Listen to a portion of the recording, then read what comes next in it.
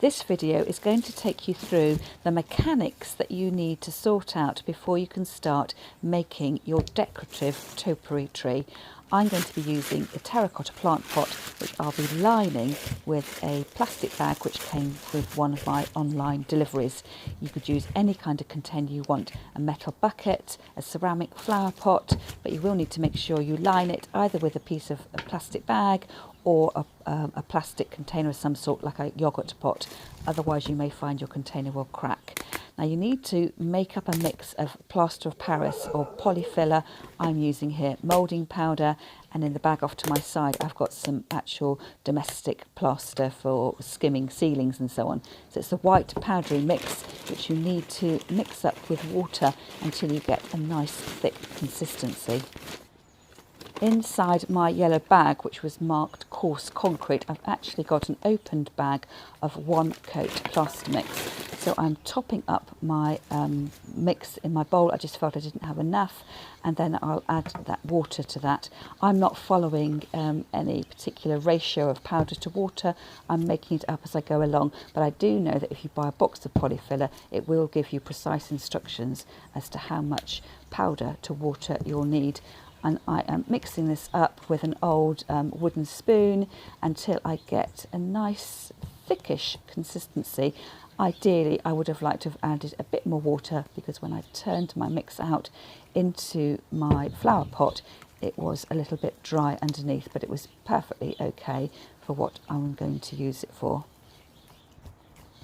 So I'll show you what my mix looks like in a moment, and you just keep adding more water until you get this consistency, so it's not runny at all. It's quite a thick mix and will take a little bit of time to eventually dry out. So when you're happy with the mix that you've got, turn it out into your container, making sure you don't get your clothes dirty. Perhaps wearing an apron here might have been a good idea. So I'm pushing it into the box, into my container, and then when I've scraped everything out, I can tamp it all down and then push my tree trunk in place. What I'm showing you here is I advise you not to fill up your container completely to the top with your polyfiller mix. Leave yourself about 4 or 5 centimetres down from the rim of your container, because you might want to put a little decorative detail at the bottom, whether that be moss, or you want to fill the base with pine cones or Christmas baubles. So once you have firmed in your tree trunk, make sure it's upright. At this stage you can trim off your excess of your carrier bag, which I forgot to do here. I did it afterwards.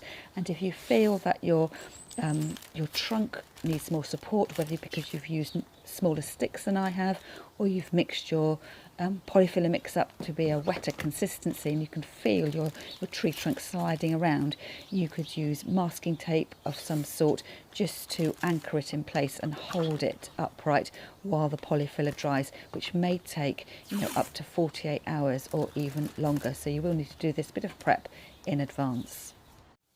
And this is what my finished mechanics look like, waiting for me to get on with my decorative touches. So I've used the masking tape just for demonstration purposes here. I didn't actually use it.